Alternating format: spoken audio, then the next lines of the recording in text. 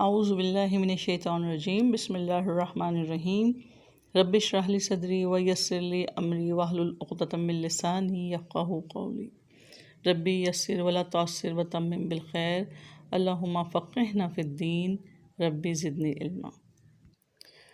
سورۃ البقرہ آیت نمبر 28 لفظی ترجمہ ہے کیفا کیسے، تکفرون تم کفر کرتے ہو، باللہ اللہ تعالیٰ کے ساتھ، اور حالانکہ کنتم تھے تم، امواتن بے جان، فاحیاکم تو اس نے زندگی عطا کی تمہیں، ثم پھر، یمیتکم وہ موت دے گا تمہیں، ثم پھر، یحییکم وہ زندہ کرے گا تمہیں، ثم پھر، الیہ طرف اس کے، ترجعون تم لٹائے جاؤ گے۔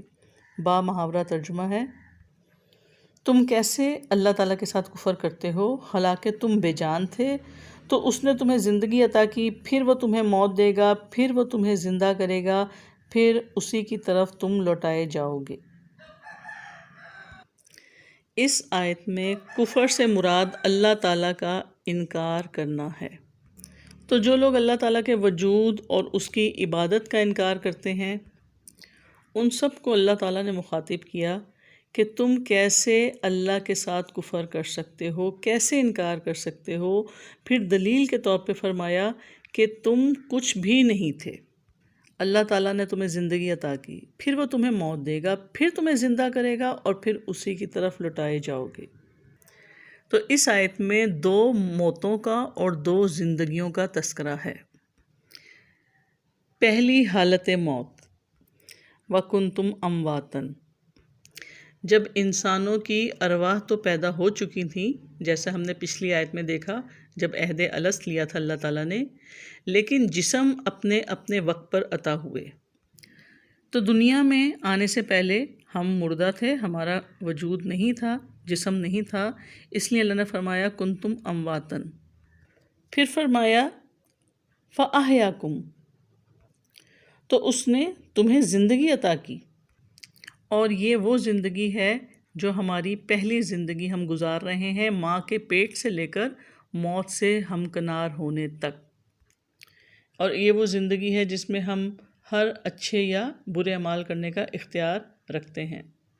جیسے کہ ایک حدیث میں بھی آتا ہے نا، کافی طویل حدیث ہے کہ رحم مادر میں جب جنین 4 ماہ کا ہو جاتا ہے تو اس میں وہ روح لا کر پھونک دی جاتی ہے، یعنی ایک موت اور ایک زندگی کا مزہ ہم چکھ چکے ہیں۔ پھر فرمایا ثم یمیتکم، پھر وہ تمہیں موت دے گا، یعنی اب جو ہمیں موت آئے گی دنیا کی زندگی میں، یہ ہماری دوسری موت ہوگی، جس کے نتیجے میں ہمارا جسم جو ہے وہیں چلا جائے گا جہاں سے آیا تھا، یعنی مٹی میں، یعنی موت سے لے کر حشر تک۔ پھر فرمایا ثم یحییکم، پھر وہ زندہ کرے گا تمہیں، یعنی حشر کے بعد والی زندگی، بعد الموت، جس کا کفار مکہ انکار کرتے تھے۔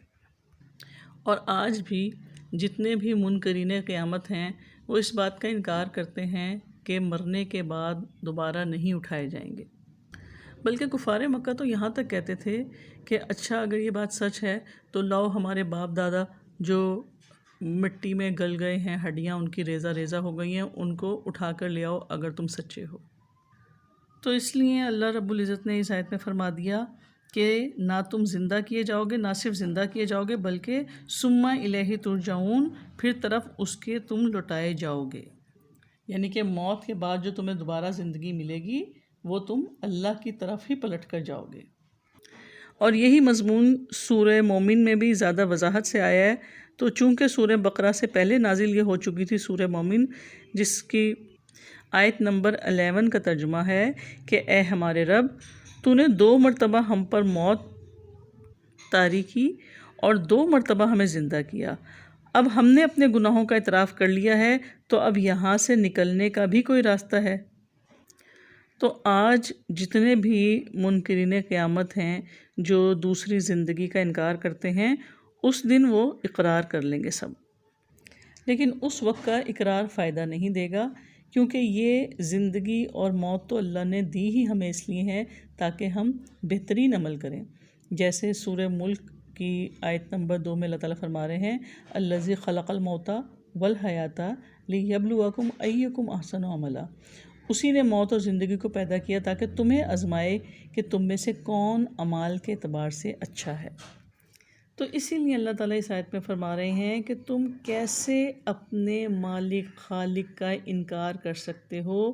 وہ اللہ جو نہ صرف تمہارا خالق ہے، مالک ہے، تمہاری زندگی پہ ٹوٹل اختیار اللہ کا ہے. موت اسی کے حکم سے آنی ہے، اسی کے فیصلے تم پر نافذ ہونے ہیں.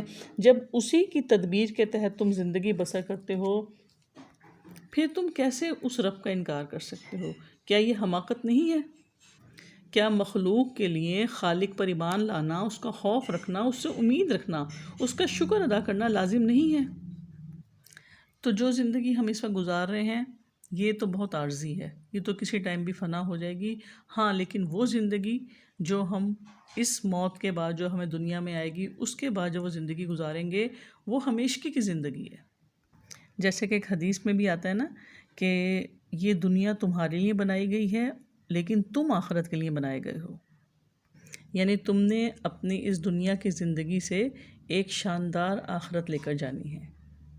تو جب تک ہمیں اپنی آخرت کی زندگی پہ ایمان نہیں ہوگا، اپنی اخروی زندگی پہ، تب تک ہم اس زندگی کی تیاری کیسے کر سکتے ہیں؟ تو ثم الیہ ترجعون، اسی کی طرف تم کو لوٹ کے جانا ہے.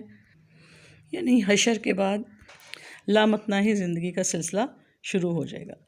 پھر فرمایا آیت 29 هو الذی، وہی جس نے خلقہ پیدا کیا لکم تمہارے لیے، ما جو فی الارض زمین میں ہے، جمیعاً سب کچھ، ثم پھر استوا اس نے توجہ فرمائی، الی طرف، السمائی آسمان کے، فسوہن پس اس نے درست کیا ان کو، سبع سات سماواتی آسمان، وہوا اور وہ بکلی شیء ہر چیز کو، علیم خوب جاننے والا ہے.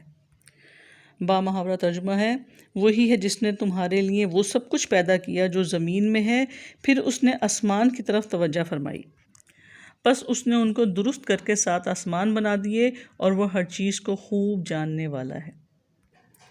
تو وہ رب کریم جس نے ہمیں پیدا کیا،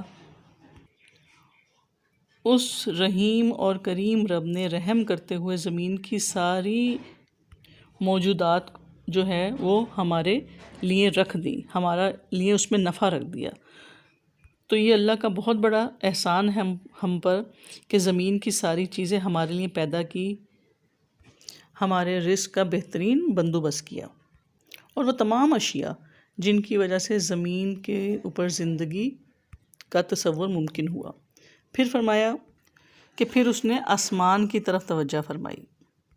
یعنی کہ زمین کی پیدائش جو ہے وہ 7 آسمانوں کی پیدائش سے پہلے ہو چکی تھی. پھر اس نے ان کو درست کر کے 7 آسمان بنا دیے. یعنی اللہ تعالیٰ نے 7 آسمانوں کو پیدا کیا، پھر انہیں مضبوط اور مستحکم کیا.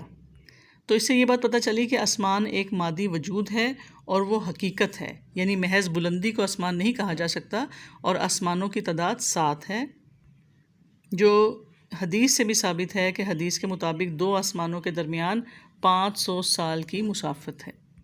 پھر فرمایا وَهُوَ بِكُلِّ شَيْءٍ عَلِيمٌ، اور وہ ہر چیز کو خوب جاننے والا ہے. یعنی اللہ تعالیٰ ہر چیز کا کلی اور جزوی علم رکھتا ہے. اسی لیے ساری مخلوقات کو پیدا کرنا اللہ کے علم، حکمت اور اس کی قدرت کی دلیل ہے. تو اسی لیے اس آیت میں اللہ تعالیٰ نے 7 آسمانوں کی پیدائش سے اپنے علیم ہونے کا شعور دیا کہ اس نے اپنے علم کی بنیاد پر آسمانوں کو ٹھیک ٹھاک بنایا. جیسے سورہ حدید کی آیت نمبر 4 میں اللہ تعالیٰ فرماتے ہیں کہ اللہ وہ رب ہے جو جانتا ہے جو کچھ زمین کے اندر داخل ہوتا ہے اور جو اس سے نکلتا ہے، اور جو آسمان سے اترتا ہے اور جو اس میں چڑھتا ہے. تو اس آیت میں اللہ تعالیٰ کے انسان پر احسانات کہ اس نے زمین کی ساری چیزیں ہمارے لیے پیدا کیں، اس نے ہمیں درست تخلیق کیا، ہمارے رزق کا بندوبست کیا، ہمیں بولنا سکھایا، عقل و شعور عطا کی، اور اس نے پوری کائنات کو ہمارے لیے مسخر کر دیا. تو اس رب کا ہم انکار کیسے کر سکتے ہیں؟ سبحانک اللہم و بحمدک نشہد ان لا الہ الا انت نستغفرک و نتوب الیک۔ السلام علیکم ورحمۃ اللہ وبرکاتہ۔